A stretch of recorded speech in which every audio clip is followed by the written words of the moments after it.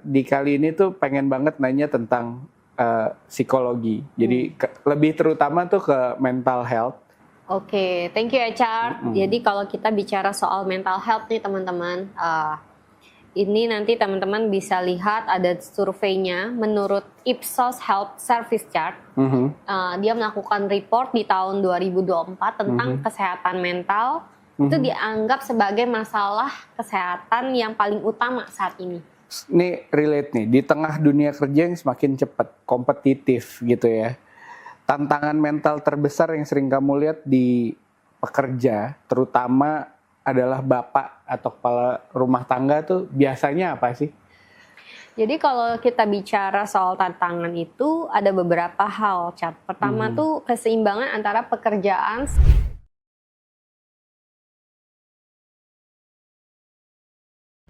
Halo semua, kembali lagi di Tanya Ahoy.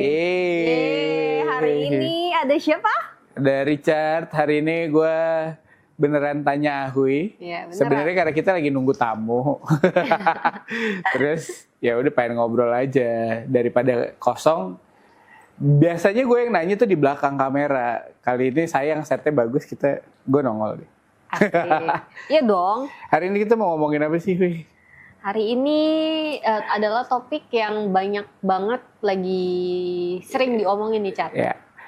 Gue kita bahas tentang mental health ya. Ya, gue pengen banyak nanya karena Ibu Ahoy ini adalah psikolog juga, guys. Jadi kalau mau konseling, mungkin mau nanya-nanya, bisa. Jadi melalui tayangan ini tuh sebenarnya gue mau mempromosiin Ibu Ahoy. Asik. Kasih loh.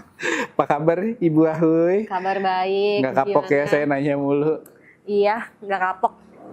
Oke, jadi di kali ini tuh pengen banget nanya tentang psikologi. Jadi lebih terutama tuh ke mental health dan keluarga, Huy. Karena menurut gue di ketidakpastian tahun ini banyak banget, apalagi perusahaan-perusahaan besar banyak ngelakuin layoff, terus juga keluarga juga pendapatannya mungkin turun, bisnis juga drop gitu. Nah, sekarang kan itu sih yang pengen gue tanyain. Nah, kan banyak orang juga nih sekarang tahu banget nih, lu biasanya kita ngomonginnya uang mulu. Nah, hari ini kita mau beda gitu. Jadi, pertama yang mau gue tanyain adalah seberapa besar pengaruh kesehatan mental terhadap performa seseorang di dunia kerja. Oke, thank you ya Char. Jadi kalau kita bicara soal mental health nih teman-teman, ini nanti teman-teman bisa lihat ada surveinya menurut Ipsos Health Service Chart. Dia melakukan report di tahun 2024 tentang kesehatan mental. Itu dianggap sebagai masalah kesehatan yang paling utama saat ini. Oh, paling utama. Iya, jadi dikhawatirkan tuh oleh masyarakat tuh ada 31 negara nih, Cak. Indonesia masuk. Waktu itu belum dilakukan survei di Indonesia. Jadi di 31 negara itu menyatakan bahwa 45% itu penyakit yang berhubungan dengan masalah kesehatan adalah mental health. Nomor 2-nya itu adalah kanker. Wow. Jadi kalau kanker ya 38%. Nomor 3-nya itu yang besar adalah stres, baru obesitas, Cak. Gitu. Jadi kalau gue perhatiin ya, mungkin yang gue lihat gitu ya, banyak penyakit-penyakit yang terjadi ya, apalagi tadi kayak mental health. Dari karena mentalnya nggak sehat, akhirnya mungkin dia jadi stres atau dia jadi stress eating, nggak makan bersih dan segala macam, akhirnya jadi cancer. Iya kan? Iya, bisa. Dan akhirnya balik lagi jadi obesitas. Betul. Karena stres, nggak mau gerak, nggak mau. Mungkin. Iya, jadinya karena udah stres nggak mau gerak gitu. Ya udah, jadinya nggak berkembang kan. Dan ternyata mental health di posisi pertama. Berarti Ya. sepenting itu. Sepenting itu, Chad. Jadi kalau misalnya kamu tahu, Chad, ini juga dilakukan penelitian di Australia, Kanada, France, Jerman, India, Jepang dan UK serta US. Itu dia report tentang burnout di 2024 juga. Wow. Jadi di negara-negara itu bilang ada 48% menurut studinya Boston Consulting Group atau BCG. Yep. Ya, jadi dia melakukan bahwa dari 8 negara itu aja mengatakan bahwa pekerjanya itu burnout. Wow. Dan di Amerika sendiri itu dilakukan di Census Wide Survey itu mengatakan bahwa burnout di tahun 2025 itu naik 66%, Cak. Wow. Itu kasus burnout-nya. Dan yang dilakukan survei di Malaysia, Singapura, Filipina, dan Indonesia terkait report burnout itu dilakukan oleh National Institute of Health Survey, itu ada 62,91% yang bermasalah dengan burnout. Oke. Mungkin boleh kasih konteks dikit tuh. Burnout tuh apa sih, Hui? Biasanya tuh apa sih yang biasanya sebagai kita yang mungkin tanpa sadar juga gitu, ternyata gue burnout lagi gitu. Nah, tadi kan kalau kita bicara soal mental health dulu ya nih, Char. Sebelum nanti aku akan share juga burnout itu apa. Jadi kalau dari mental health atau kesehatan mental itu lebih kepada kondisi kesejahteraan seseorang secara emosional, psikologis, dan sosial tentunya. Jadi dia mempengaruhi yang namanya cara berpikir, merasa, dan bertindak. Oke. Gitu. Jadi kesehatan mental itu menentukan bagaimana seseorang itu menangani stresnya. Oke. Jadi berhubungan dengan orang lain juga nih, Char. Membuat keputusan dan menghadapi tantangan kehidupan sehari-hari. Ya kan? Apalagi sebagai keluarga, bapak gitu ya. Nah, ini relate nih. Di tengah dunia kerja yang semakin cepat, kompetitif gitu ya. Tantangan mental terbesar yang sering kamu lihat di pekerja, terutama adalah bapak atau kepala rumah tangga tuh biasanya apa sih? Jadi kalau kita bicara soal tantangan itu ada beberapa hal, Cat. Pertama tuh keseimbangan antara pekerjaan sama kehidupan, yaitu work-life balance. Wow, Jadi kan itu yang sering digaung-gaungkan ya anak-anak sekarang yang mana gue mau kerja yang ada work-life balance-nya. Which is itu nggak salah, bener juga. Dan tapi jadinya susah nggak sih untuk melakukan itu? Mostly hampir beberapa perusahaan-perusahaan di Indonesia. Contohnya kemarin gue ada ikut satu seminar Paragon Group. Nah itu tuh dia menerapkan banget work-life balance-nya. Wow. Jadi karyawannya diperhatikan. Kemudian ada perusahaan sawit juga, PTPN. Nah itu juga work-life balance-nya itu ada. Jadi mereka kerja, tapi seimbang lah sama kehidupan hari-harinya gitu. Dan ya itu juga menarik. Karena gue pernah lihat juga bahwa katanya kalau kayak meeting atau work in progress-nya perusahaan-perusahaan besar kayak Apple atau Windows gitu, yang ditanyain tuh pertama sebelum memulai meeting tuh apa yang mereka lakuin di weekend gitu. Kayak lu ngapain weekend sama keluarga nggak? Atau ngelakuin sesuatu yang di luar kerjaan nggak gitu. Jadi tantangan berikutnya juga itu berpengaruh terhadap yang namanya tekanan kinerja yang tinggi. Ya mungkin kayak lo gak pernah bekerja kan under pressure di corporate kan. Mungkin buat teman-teman yang di luar sana juga ngerasa wah tekanannya tuh besar banget kan. Nah, harus achieve pencapaian target KPI yang ditentukan oleh corporate. Nah, mungkin itu yang akan menjadi tantangannya. Terus dan kadang-kadang mungkin pas pulang nyampe rumah, masalah di rumah beda lagi gitu ya. Nah, itu ngaruh lagi tuh yang tantangan berikutnya adalah terkait ketidakpastian finansial, Cak.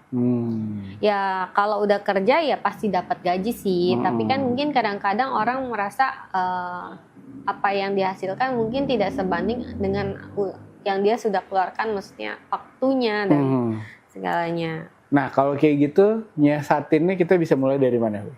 Langkah-langkah kecil. Langkah-langkah kecilnya mungkin dia bisa mulai dari yang namanya mengubah mindset nih, Cap. Jadi bisa dibilang ya budaya untuk menganggap yang namanya diam, malas, mau istirahat deh. Nah, padahal kan sebenarnya itu istirahat itu adalah sebenarnya strategi, bukan untuk kayak mundurin, bukan kemunduran. Jadi kan. Menarik diri dari sosial gitu kan. Gitu. Oke. Nah, itu menarik banget tuh. Ini relate sama pertanyaan gue yang tadi ke pertanyaan berikutnya adalah bagaimana kita bisa tahu kalau ini tuh burnout atau cuman capek aja gitu. Oke. Nah, tadi kan gue share ke lu tuh baru 3 tuh, Cap. Sebelum gue masuk ke burnout ya. Jadi yang keempat itu kan masalah kecemasan dan ketakutan.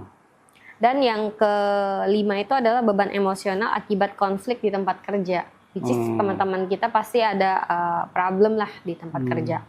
Nah, kalau kita bilang burnout itu sebenarnya adalah sebuah fenomena, di mana burnout itu adalah suatu sindrom yang dikonseptualisasikan sebagai akibat dari stres kerja. Oke. Stres kerja yang kronis yang tidak berhasil dikelola dengan baik, Chat. Stres kerja tuh berarti mungkin kalau dia seorang kreatif gitu ya. Mungkin, tapi nggak tahu kalau orang kreatif stresnya di bidang lain biasanya. Stres juga dong, Chat. Iya, stres sih. Kayak mempersiapkan event-event. Iya, tapi burnout tuh nggak tahu kalau di gue pribadi sih gue jarang karena selalu challenge-nya beda-beda kan.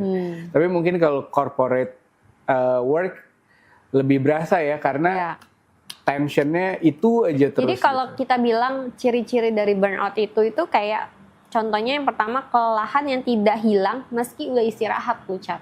Udah tidur. Tapi kayak ngerasa badannya kok masih capek ya. Mungkin karena nggak deep sleep kali. Ya sih. Iya sih, bisa juga. Biar deep sleep gimana? Kasih obat tidur. terus. Nah, terus ciri yang berikutnya kehilangan yang namanya motivasi dan semangat, Cat. Jadi kalau misalnya kita lihat teman kita kayak kok dia kerja tapi mengeluh besok Senin gitu kan. Kalau was weekend besok Senin gitu kan. Nah, dia juga terjadi yang namanya penurunan kinerja, Cat. Jadi dia bisa kurang fokus juga, berpengaruh salah satu cirinya. Dan yang terakhir adalah perubahan emosi yang ekstrim. Jadi kayak tiba-tiba bisa ya mood swing gitu lah ya. Ya, mood swing. Oke. Nah, jadi gini, gimana cara kita merubah mindset? Karena apalagi di Jakarta atau kota-kota besar, apalagi di luar negeri gitu ya. Ketika orang sibuk itu adalah kayak apa ya? Menurut mereka tuh tangguh gitu. Ketika orang sibuk itu berarti keren. Kalau lo istirahat itu nggak boleh gitu atau nggak terlalu ngoyo. Kalau kata temen gue tuh, gue sih nggak ijo gitu. Nah itu tuh salah tuh, gitu. Nah justru banyak orang yang bilang kalau hal yang nyantai, nikmatin hidup atau yang apa tuh di kota ini salah gitu. Nah ini gimana cara ngerubah mindset supaya bisa mempunyai hidup yang balance lah ya? Mungkin kita bisa ganti istilahnya dulu nih, Cat. Yang namanya kerja keras, jadi kerja berkelanjutan. Oke. Jadi terus juga kita bisa jadikan istirahat sebagai bagian dari kerjaan, kinerja yang bukan penghalang. Jadi kadang-kadang kan mungkin kita istirahat buat stop, pause buat diri kita dulu kan. Malah itu harus dibiasain gitu ya, bukan kita harus kasih waktu kita untuk pause buat tidak mengerjakan pekerjaan yang berhubungan dengan pekerjaan itu, walaupun mungkin ada deadline-nya kan. Tapi ketika kita pause, kita punya waktu buat diri kita gitu kan. Setidaknya kita bisa merenungkan apa sih yang kita perlu lakukan. Dan sebenarnya istirahat itu juga bukan berarti kayak gue nggak ngerjain atau apa gitu. Istirahat tuh sebenarnya benar-benar harus totally rest yang tanpa ya kita fokus aja sama fisik kita gitu kali ya. Iya. Gitu. Nah, sekarang gini, perusahaan atau rekan kerja, gimana supaya apa peran perusahaan untuk menjaga situasi di kantor tuh kira-kira baiknya gimana supaya mereka nggak punya isu mental health gitu. Kira-kira dari HR kah atau dari perusahaan punya strategi biasanya apa sih yang dilakukan perusahaan-perusahaan besar untuk supaya si partner-partner kerjanya atau employee-nya nih nggak burn out, nggak stres gitu. Biasanya yang dilakuin apa? Pertama Kasih bonus gitu. Waduh, happy ya. Bangun budaya kerja yang manusiawi, Chat. Nah, Ya kadang-kadang kan mungkin orang, ya kita nggak tahu ya atasan kita, lu harus kerja ya sampai malam gitu kan. Itu kan sebenarnya kalau emang dibutuhkan ya sudah, tapi kalau enggak kan ya nggak harus. Yang penting deadline-nya jelas gitu ya. Yang pentingnya deadline-nya jelas. Ya atasan itu lebih kepada kan pelindungnya kita kan, Cat. Jadi bukan hanya sebagai penilai. Ya kan? Betul. Nah, terus ya ada program-program lah untuk dukungan mental gitu kan, kayak psikolog, corporate wellness, atau ada mereka bisa konseling dengan psikolog gitu kan. Disamperin gitu ya. Disamperin gitu. Terus ya punya rekan kerja yang peduli sih. Kan tapi susah ya? Kita kan kerja sama dia, sama teman-teman kita itu kan panjang kan, bukan yang sebentar gitu. Oke. Jadi intinya adalah ciptain lingkungan yang bagus. Sebagai atasan juga berarti harus peduli ya gitu ya. Nggak kayak cuman isunya achievement aja gitu, target aja gitu ya. Nice. Di segmen berikut ini gue tuh pengen nanya tentang keluarga gitu kan.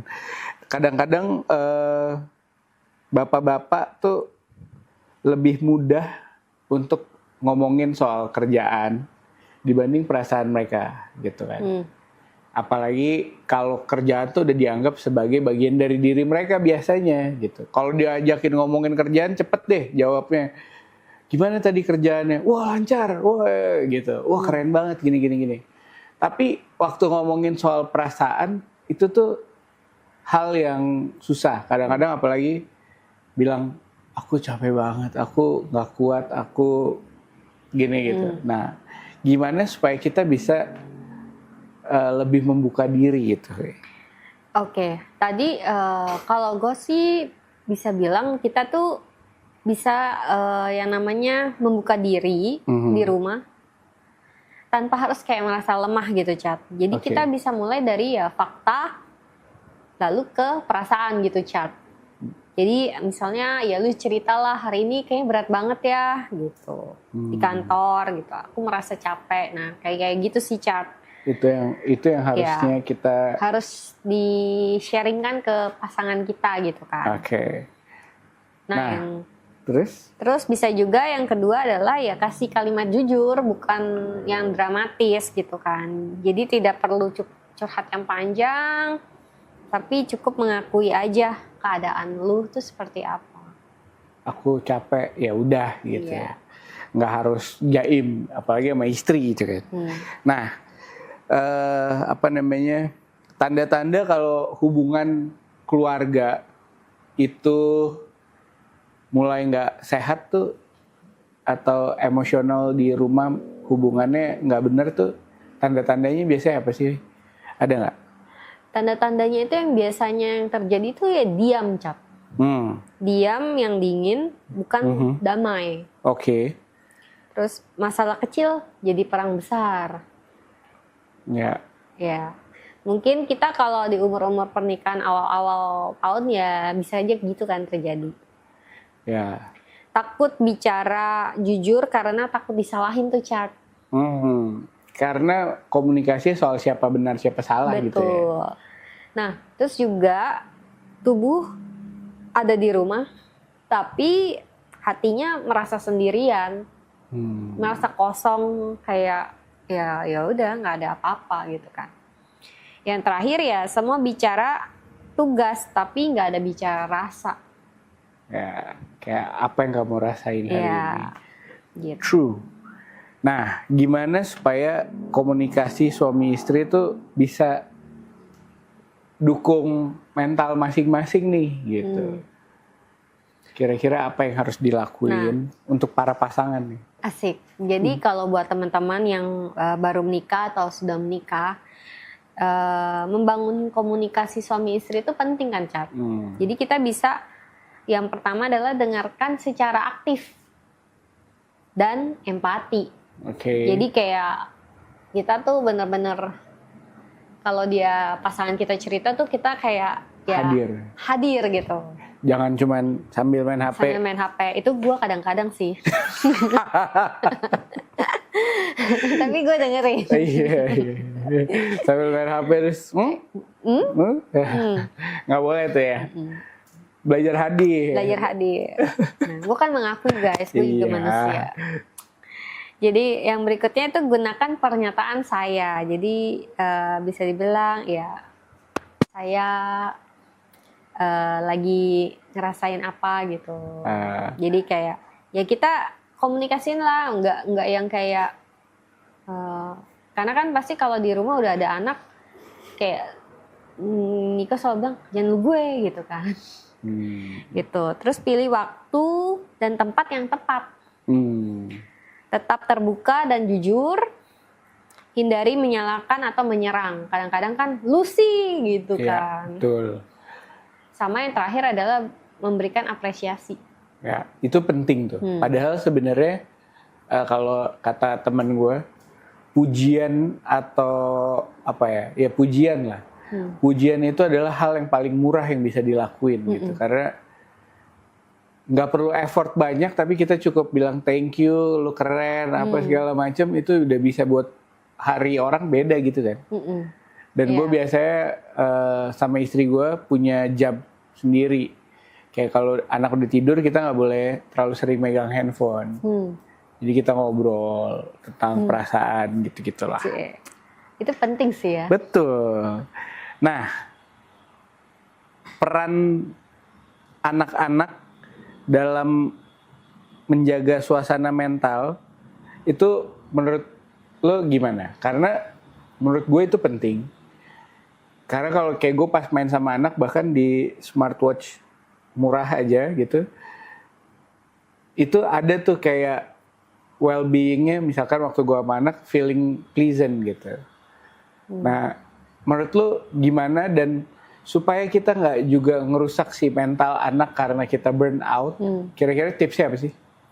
Pertama tuh kita bisa yang jadi pendengar yang baik dan ekspresif buat anak kita. Ya kan? Ya pasti kan dia selalu kayak pengen didengerin. Nah, yang kedua adalah menciptakan kebahagiaan melalui interaksi. Jadi memberikan waktu yang ada pada saat kita juga sempat gitu. Memang kita kasih waktu kita gitu kan. Jalin hubungan yang sehat ya, sama membantu menjaga rutinitas dan kesehatan. Itu kan juga penting kan kalau kita menjadi seorang orang tua tapi kita nggak jagain juga kesehatan anak-anak kita kan juga kasihan. Ya, jadi kita juga harus sehat. Jadi ya sehat bareng gitu ya. Mungkin olahraga bareng gitu. Ya. Oke, kalau seorang udah mulai ngerasa tertekan tapi belum siap ke psikolog, kira-kira langkah yang perlu dilakuin apa? Atau dia bisa di rumah dulu deh gitu? Langkah yang bisa dia lakukan adalah cari aktivitas yang dia sukain, Cat. Jadi lakukan hobi, misalnya dia suka baca, mungkin dia suka journaling, jadi suka banyakin menulis, di situ gitu banyakin ya. di situ. Nice. Kemudian bisa juga coba teknik relaksasi, kan banyak tuh di YouTube kan, tinggal napas. Di smartwatch ada juga tuh. Ada juga ya, tinggal dicoba rutin olahraga. Kemudian juga bisa curhat sama orang yang terdekat, Cat. Jadi kita tuh nggak boleh sendirian. Sama yang terakhir adalah tulis nih perasaan kita tuh hari ini seperti apa. Oke. Jadi kan setidaknya kita bisa merilis kita punya perasaan dan nggak bisa menilai bahwa oh hari ini oke ya gitu, bersyukur kalau itu boleh berjalan baik, bersyukur juga kalaupun misalnya hasilnya tidak baik gitu kan. Oke, jadi menerima apa yang dia. Oke. Terus ada nggak rutinitas yang lo lakuin untuk ngejaga mental dan emosional? Yang gue lakukan adalah kalau pagi-pagi gue pause nih, Cap. Pause emosi sebelum bereaksi. Jadi biasanya yang gue lakukan adalah ya pas bangun kan stretching gitu ya, tarik nafas sampai 3 kali, baru kayak lakukan aktivitas harus komunikasi sama Grace atau sama Niko gitu kan. Terus ya kita juga persiapin diri untuk memulai aktivitas gitu kan, Cap. Nah ya pas di malamnya ya pasti ritual sebelum tidur kita berdoa pasti memikirkan hari ini kira-kira apa yang baik dan apa yang tidak baik gitu. Jadi kayak di review gitu. Mantap. Oke. Nah, dalam pekerjaan yang menuntut performa tinggi, gimana kita bisa nyimbangin antara self demand dan self compassion gitu? Oke. Self demand itu kan bisa dibilang tuntutan atau dorongan ya, Cap. Dari diri sendiri kita untuk mencapai standar tertentu kan. Bisa berupa target, disiplin, bisa juga prestasi ataupun kesempurnaan. Nah, kalau self compassion itu kan lebih kepada sikap baik, lembut dan penuh perhati, pengertian lah terhadap diri kita sendiri, terutama saat kita mengalami kegagalan, Cap, kelemahan dan kesulitan. Oke. Nah, jadi kalau bisa dibilang kita itu tetap harus mengejar yang terbaik. Jadi self demand itu penting, tetapi tidak kehilangan cinta pada diri sendiri, yaitu self compassion gitu. Jadi high and low-nya ya kita perlu atur. Jadi intinya kayak waktu kita lagi mau memaksa diri kita pun jangan lupa kalau kita juga butuh compassion sama diri kita gitu ya. Kita juga butuh apa ya, lebih perhatian sama diri kita. Betul. Gitu. Nah, kalau secara keluarga ingin memulai sehat secara mental, sebaiknya dari mana mereka mulai? Pertama, ini keluarga ya? Ya, keluarga ya. Dia bisa bangun komunikasi yang efektif di dalam lingkaran keluarga. Menjalin hubungan yang erat satu sama lain dengan saudara gitu kan. Sama kita bisa menciptakan lingkungan yang positif, Cap. Jadi ya kalau emang mungkin adik kita selalu negatif, ya kita bagaimana mengarahkan dia untuk positif. Habit ya, ngebangun habit di rumah berarti. Jadi bisa utamakan juga kesehatan mental buat diri kita sendiri juga. Itu sih penting, Cap. Oke. Dan yang terakhir, gue pengen lu sampein buat teman-teman di rumah gitu, untuk keluarga atau bapak yang lagi berjuang di tengah kesehatan mentalnya gitu, di tengah tekanan hidup. Nah, apa nasihat yang pengen lo kasih buat teman-teman di rumah yang sedang berjuang gitu? Oke, buat teman-teman yang sedang berjuang, teman-teman perlu yang namanya meningkatkan kesadaran dan literasi kesehatan mental. Itu penting banget yang pertama. Kenali juga tanda-tanda stres dan burnout-nya seperti apa. Mengasah kemampuan untuk mengelola stresnya seperti apa. Dan yang terakhir, cari bantuan, Cap. Jadi kalau memang butuh bantuan, itu jangan berhenti di diri sendiri aja. Cari psikolog, cari psikiater, cari konselor gitu ya. Cari konselor, cari teman terdekat yang bisa diajak ngobrol. Tanpa khawatir akan stigma. Kadang-kadang kan orang kayak datang ke psikolog atau ke psikiater itu nggak bakal duduk di depan pintunya, Cap. Oh gitu. Pasti dia akan memilih duduk di klinik lain gitu. Lain tanpa mau duduk di lagi nunggu nih di dokter Padahal kesehatan jiwa. menerima itu penting ya. Iya. Ya sebenarnya kan untuk datang ke yang lebih punya exposure di sana itu kan nggak salah kan. Gitu. Jadi jangan takut. Ya jangan malu sih. Jadi intinya buat teman-teman jangan malu, jangan takut kalau emang lagi ngerasa berat banget. Ya samperin aja, ngomong sama orang yang dipercaya gitu. Iya. Kira-kira itu aja. Ya. So thank you Huy, udah mau ditanya-tanya. Yes. Yeah, karena ini channel Tanya Huy, jadi gue yang nanya banyak. Oke. Sampai jumpa. Sampai jumpa.